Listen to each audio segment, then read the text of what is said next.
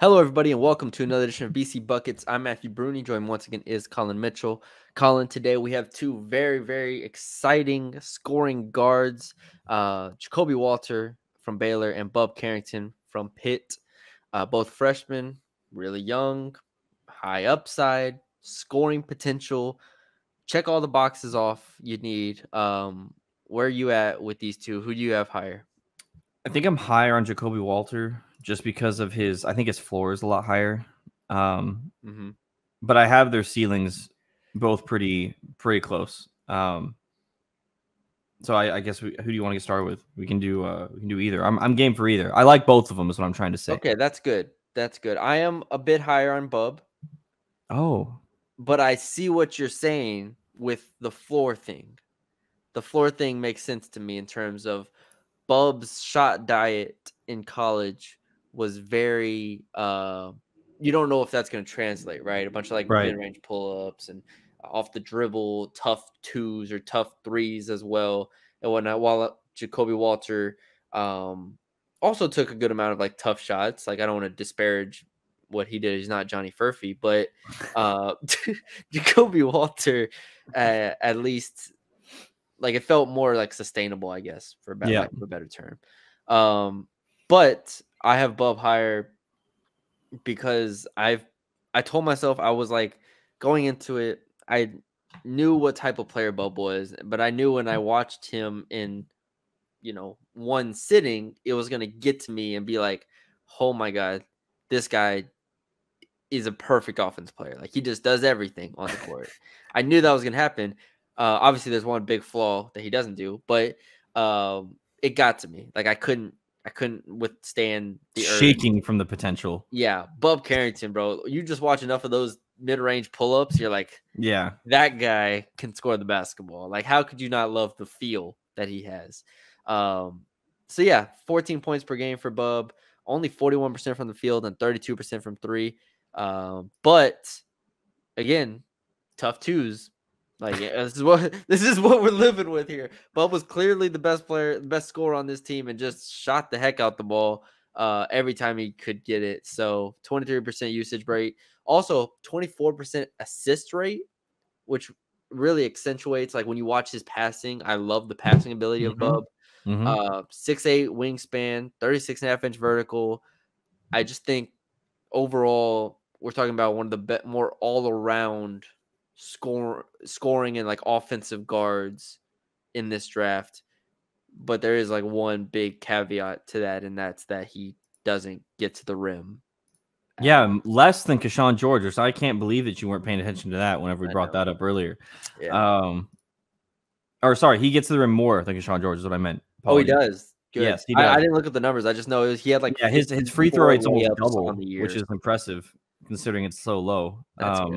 But yeah, I mean, rim pressure is definitely the thing that's going to make the shot work because I completely agree with you. Pick and roll offense was like watching the best basketball. It's like my favorite basketball. Pick and roll, boom, midi, boom, pass, looking great. Was one of the most efficient players in college basketball. Great timing. Yeah, it was really good. Yeah. But then when you go to the NBA, rim pressure is going to decide how much a guy's able to stay on you. And if you're not able to put pressure on the rim, despite him being 6'8" or 6'5" with a 6'8" wingspan, it really concerns me just because if he can't do that, you're not going to be able to unlock all of the stuff that you do see at Pitt, which is why I think his floor is so much lower, just because that's a hard thing to develop. Like it's not only a mental thing, but he also needs to bulk up a little bit despite his size. Like I really think that if he's able to bulk up and get stronger and then become more assertive, like you said, 36-inch vertical, like he could be a really, really, really good guard.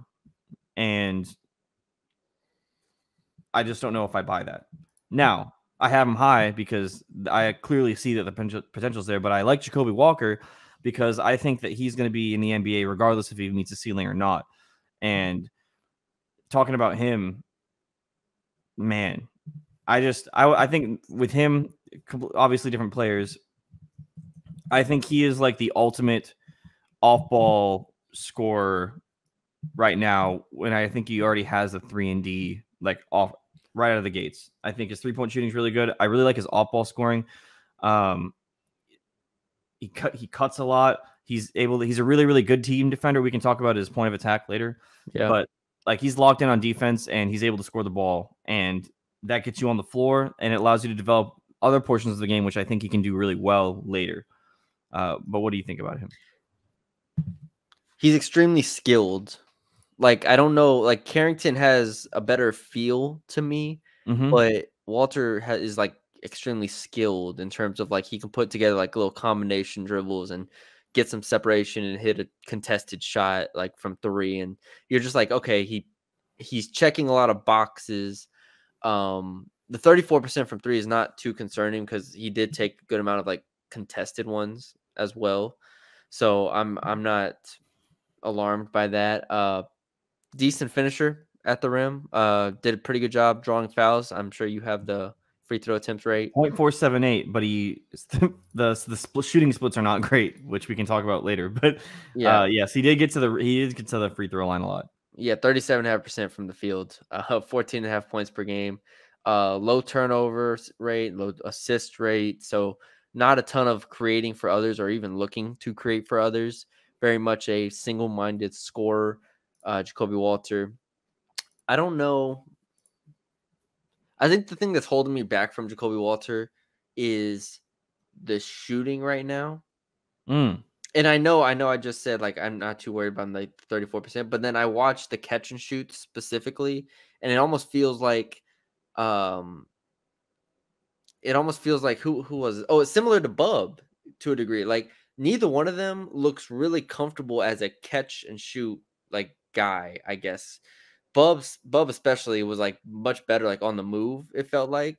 Walter, he shot 29% from 3 in conference play, and I just didn't know really what to do with that because I want to buy his shooting, but at the same time, the percentages and like the shots weren't lining up to what I wanted to buy. Yeah, I mean, there was watching the shot, the ones that did go in. That's how we can say about any player, but the ones that did go in, it just I really liked it. Like the thing that I like more about his shot than Bub's shot, to your point about bubbling. Did you say Bub was less comfortable shooting? Yeah, Bub was less comfortable on the stand still. Off the catch. Yeah, exactly. The thing that I like most about Walter is that I feel like it's not necessarily a role he wants, but it's a role that is embraced a lot more, I think. And on the ones that I like the most is when he come off pin down for Walter was when he come off pin downs, and I really liked his elevation. Like nothing felt like it wasn't like the most mechanically great looking shot, but everything looked like, oh yeah, it's good looking. Yeah. And when they went in, it wasn't like, when you look at a guy and the shot goes in, it's just like, oh, that is kind of like sits in the net for a second and it kind of drops a little bit. Furphy, for example, has that shot. That's not what I really saw with Walter. So I think I buy it at the next level. Then the real separator here for Carrington compared to Walter is, I think, the ball handling. Oh yeah, just on a different level, and obviously the assist rate and the assist and playmaking in general. Now that was not Walter's role on this offense, like at all. They had Ray J. Dennis and guys who could create, but Carrington's dribble, pass, shoot, like the all around ability there from him, I can't let that go too far. So to defend Walter on the playmaking stuff, or I guess to defend to go to your point on that, is I definitely agree that Walter wasn't, like, when you'd watch him when he'd have his flashes, quote unquote, he wasn't ridiculously creative, and that is a concern. Which when we get into comps, is I don't have him at all really as a on ball type of guy. Yeah. But I definitely think he can be a self creator just because of his skill. But I definitely, the playmaking, it's not really a concern, but it's not really a positive. Whereas with Bub, I'm like, oh yeah, this guy, like, he could be a point guard.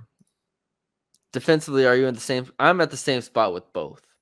Like, really? I think they both need to get stronger. I think positionally they're okay, and Bub specifically because he has like long arms. I think part of it is because he wears long sleeves a lot of the times, and so whenever that players wear long sleeves, it just makes their arms look a lot longer.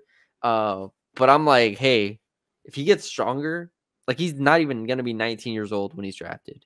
Yeah, like he gets stronger, and you pair that with his wingspan, and it seems like he has a good understanding of the game. yeah, I can buy the defense. But that for both of these guys, you're just kind of rolling the dice on if they're going to be good defenders, which, as we know, is very, very important on getting on the court. I actually really liked Jacoby Walter's defense off ball for now. Like, I think that's instantly a plus in the NBA. My problem with him is at point of attack. I felt like a lot of the times, especially through ball screens, he'd just like, it was weird. Like, he'd be in front of his guy and boom, just like nothing, just stand still. Yeah. And for a guy that is so skilled and athletic, it's weird to see that. But I think he has the tools there. It's just he needs to be taught. But to your point about Bub, yeah, I mean the length, obviously, 6'8" wingspan, it's gonna be able to make him to where he's more versatile. But I don't think his off ball is as good as Jacoby Walter right now, which is why I have Jacoby Walter higher. Is just because I feel like I buy his shooting more off ball over Bub, and I buy his defense right now over Bub. Now I think Bub has a really, really high. I think both of them have like fringe all-star ceilings. Mm-hmm. And that's why I have him so high on my board. I just have the floor higher on Walter. Isn't it interesting? Like, Walter was a 5-star out of high school. Like, I think he was top 10 player in the country. And Carrington was, I think, somewhere around like 90s, like ranked in the 90s. And just 1 year later, we're having this conversation about who's going to get drafted higher. Like, right. Right. So crazy. So crazy to me that, like, I'm sure even Carrington coming out of high school was like, okay, maybe 2-3 years or figure out, college something. And now, boom, after 1 year, here we are. What kind of comps do you have for both of them? Walter. Yeah, let's do Walter. I have 3. First. I have 4. KCP. Okay, now I have 3. Aaron Nesmith. Don't have that. And Isaiah Joe. Ooh. If he hits any of those 3, I think I'm pretty happy. I also have written down below him because I put little notes underneath the comps. Not sure his ceiling is as high as I hoped. Oh. So I have KCP as well. I have Reggie Bullock. I have Chris Middleton, which I think is his ceiling, and Moses Moody. You think Chris Middleton? I like Moody. I don't really see Middleton. I think if he's able to develop the stuff that he's shown flash, like the player he's right now, yeah, no. I mean, obviously, Chris Middleton is a lot more dynamic scorer, which that's the thing that I think that he will be able to develop. Whereas Chris Middleton's also not quite the passer. Yeah.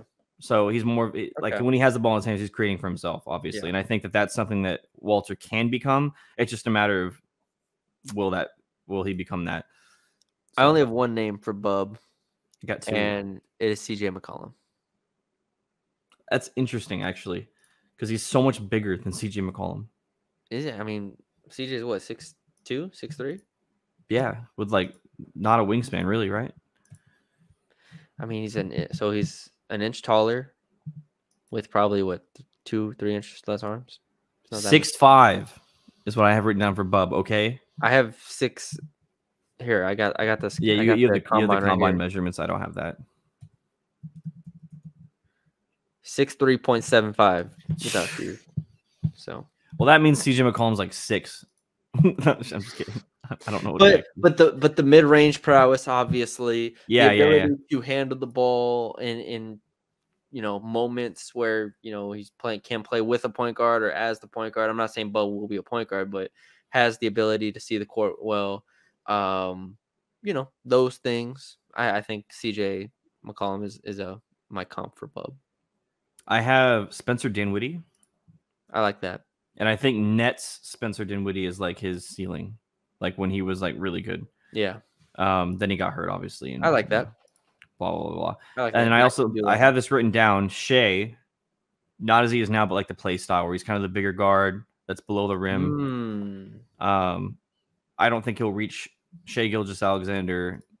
So he won't be top 3 in MVP? He will not be top 3 in MVP. That I don't think he will be. Maybe he will. But I think definitely the play style where he's kind of comes into the league as point guard, combo guard type guy, and is below the rim type of player. Yeah. Well, the good thing is, I think either way, we can clip this and you'll be right.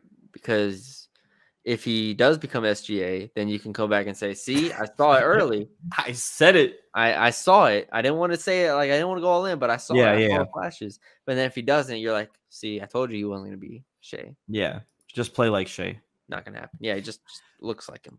I have them actually really high on my board. I have. Where are they? I have Bub 17, Jacoby 23, and I think that's pretty much where they're gonna stay.